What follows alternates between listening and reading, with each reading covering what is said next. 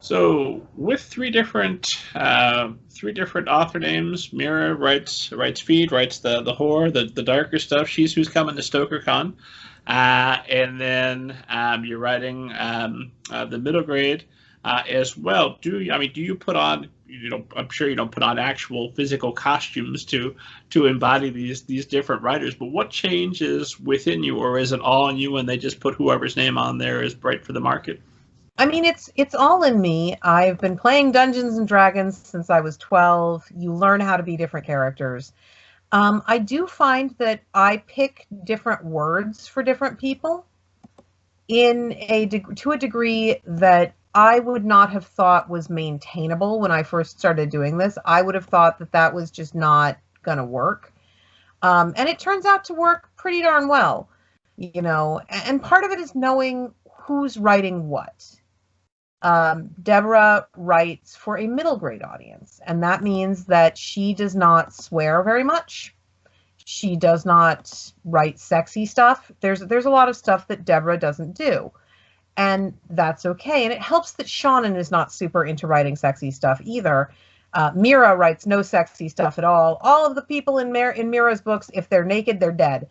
The most fun part about having three pseudonyms is that if you want to discuss certain things, you do actually have to start talking about yourself in the third person.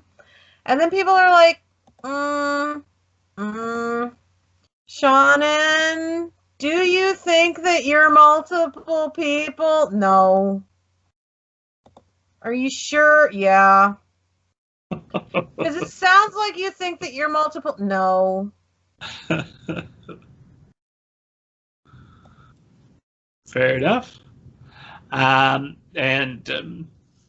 Just out of curiosity, I know you wrote the Harlequin romances to pay through undergrad.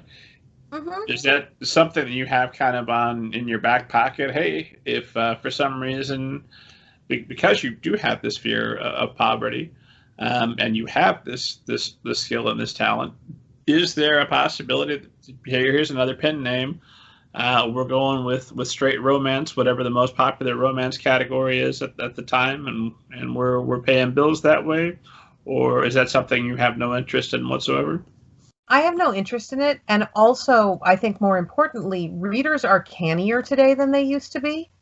We have the internet. We have the ability to go comparison shopping. We can find things, and people can tell when you're insincere. I am not very good at, I mentioned, that I don't write the sexy stuff. I don't care. I think it's boring. I don't want to write the sexy stuff. And that's why I don't write the sexy stuff.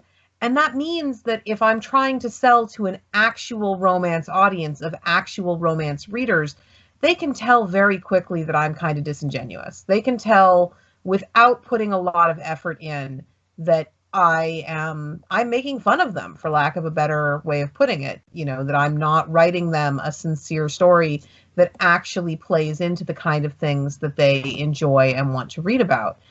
And as a consequence, I don't think I would be able to publish romance unless I were trying to do it now and under my own name. I would have to be like, no.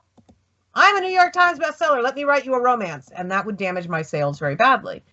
That said, I love chicklit romance. The Meg Cabot space, the Princess Diaries space, I would love to write those. And I have written a couple of them. I just haven't been able to get them published because we're not in a space right now where that is a very popular subgenre. But I live in eternal hope that the fun, frothy, not as much about the sexy as they are about the romancy romances will make a comeback. Well, you're writing 2 extra books every year. I assume you've got a nice collection that as soon as a market opens up, let me get this over. No, market opens up, I'm ready to move in.